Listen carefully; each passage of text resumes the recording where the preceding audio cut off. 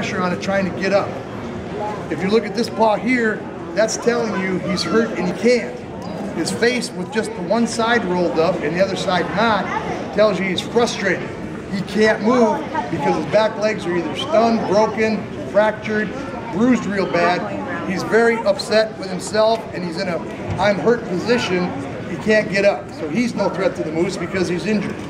So we already got 2 wolves out of the picture of the chase. About 100 yards ago, these wolves jumped this moose.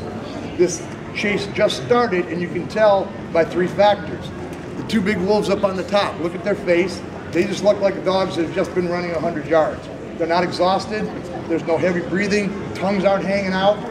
Things like that. Look at that, and you can tell he hasn't been running very long. If you look at the moose, he's got his mouth cracked open about an inch, just to try to get some air. If you look at his face, there's no real fear or exhaustion in his face whatsoever. So you can just tell that about 100 yards ago this started. If you look at the wolf that's underneath, he's coming up alongside. He's a young wolf. You can tell by his body size. And he's getting ready to do what wolves do, grab skin by the head and try to turn the animal over like a cowboy grabs a calf, turns his head, lays him on his side so he can brand him. The wolf's actually trying to do that to the moose right now. He's going to come in, grab the soft tissue around his jaw, under his ear, clamp on, and then drop his dead weight to the ground and flip the moose. It could work, but that black wolf didn't realize that the moose is already sliding and is already off balance, and when the wolf goes underneath him, the moose is going to land on him.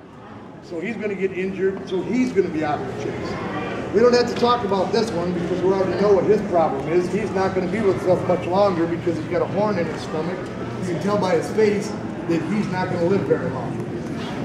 If you look at these 2 wolves over here, look at the faces compared to the 2 older, mature ones up here that just started running. These are all growly and snarly. It's not because they're mad or they're really mean. If you look at the moose's position, he's flipping and his legs are flipping up like this. This one's about to get that front leg either crushed, fractured, or bruised. His ribs on the black one with that back leg swinging up like this are either going to get crushed, broken, or bruised. So, in 2 seconds, this black one's going to bite this one's face. The moose is going to land on him. Those 2 wolves are going to go off to the side. This one's going to fall off. The moose is going to stand up. These are the only 2 wolves that are left in good condition because the little one still can't get back on the chase. And the moose is going to walk away because those 2 older wolves up there know 2 wolves can't take this bull down, and the bull's already across the river and everybody's standing here.